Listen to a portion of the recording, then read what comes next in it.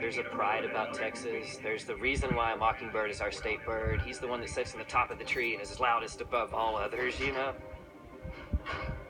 I think a lot of people, when they eat barbecue, it takes them back to a different time or a memory or a story from a grandparent. You have these joints that are 50, 100 years old, and you have new joints that, you know, a lot of them are inspired by these pit masters of times past.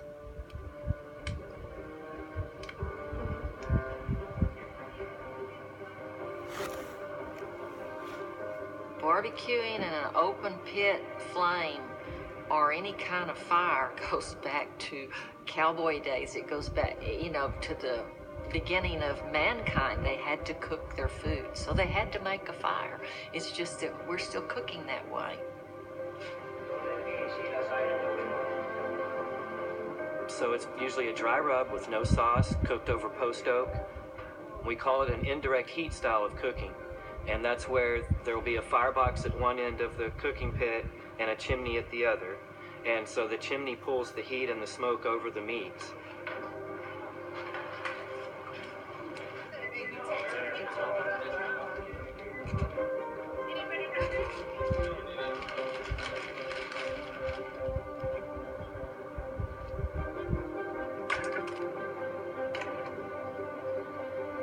We work hard, we play hard. We do everything in a very big way, and barbecue is another one of those things. It's very big. It makes a statement. It's bold. Texans are just that way.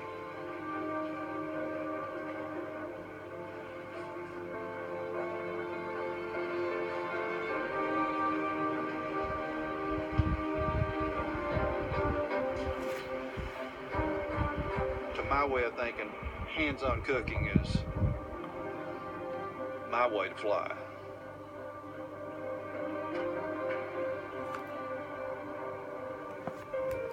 You have to drink the Kool-Aid to do this. There's just no other way around it. It's a difficult job. It's a harder life, but it has to be a labor of love. And if you're not in it for the right reasons, it'll shorten your lifespan, I think.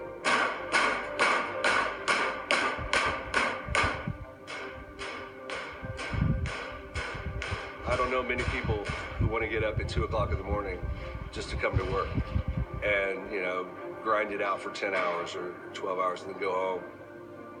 Somebody's got to light the fire, somebody's got to get the meat out, they got to season it, they got to cut it, make sure it's on the pit and make sure it's cooked right, and that takes a lot of hours and a lot of talent.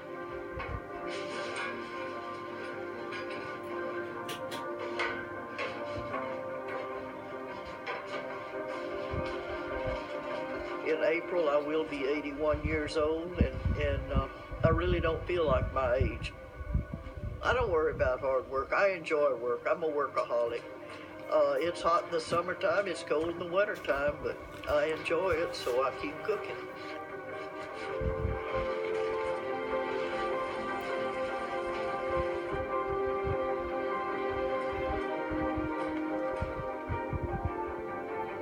Our method is real basic, a very simple seasoning, and a lot of tender loving care in the cooking process. You know, Miss Tootsie's been doing this for, 40 plus years. A lot of what we do is based off of what she's done for many years. Well, just here in Central Texas, I mean, that's all we know is barbecue. Long and slow is the secret, I think, to brisket. Because it is a tough cut of meat, it's a stringy cut of meat, so you have to be careful not to overcook it or cook it too fast, so it takes a lot of tender loving care with it.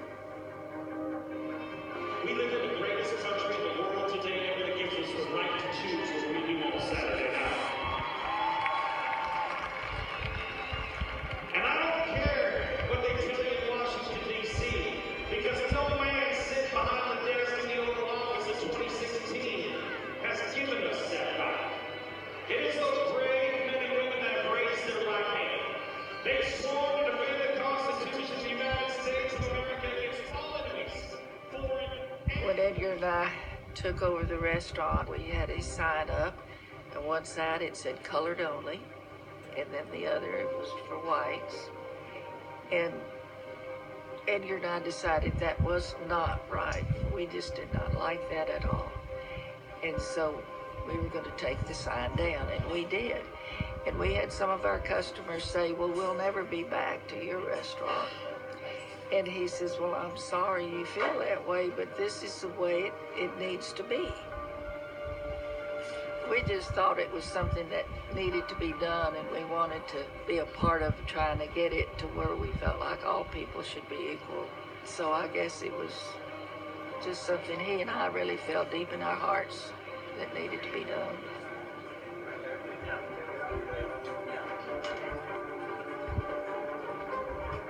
In life, the only way you get ahead is that you got to work for it. You know, it's not, nobody's going to just drop something in your lap. I mean, you just got to get out there and, as they say, my dad would say, hustle.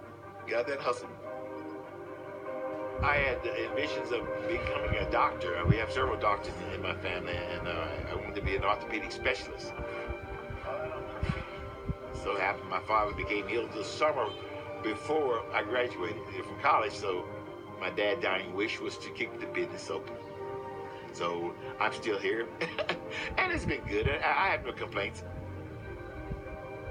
I feel like, you know, God plays a role in our lives, and I think this was something that he thought that I was probably better at than being a doctor. So there it is.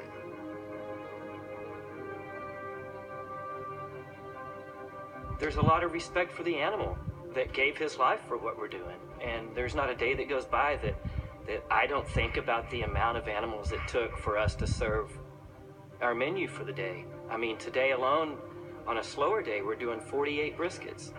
You know, that took 24 cows. There's only 2 briskets per cow. You know, we're doing, 60 racks of pork ribs. That's 30 pigs. So we've already harvested and cooked 24 cows, and 30 pigs just for what we do. I don't know, it sounds kind of corny, but I think about that. I want to show that animal as much respect as I can in the preparation of it. And I don't take that lightly at all. I really don't.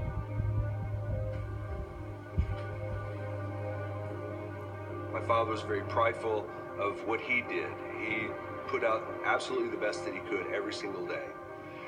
I think that we owe it to him to do the exact same thing.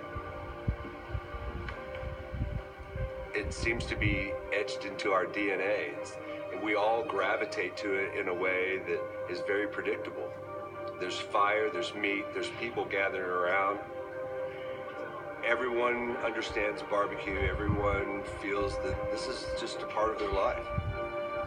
It's inseparable, such as air and water. It's that much of a common fabric in the life of Texans. All around the world, barbecue becomes something more than just food. It becomes an event, and it's a homecoming to a lot of people. It means community is what barbecue means, and there's a community of us that are still keeping it alive. What we're doing is we're putting as much love into this as we can, and I'm trying to show the gratitude I have to the people that I learned it from, and a gratitude to the ones that they learned it from. If we keep this tradition going, we're not losing touch with our ancestors. We're not losing touch with, the people whose shoulders we're standing on to be here.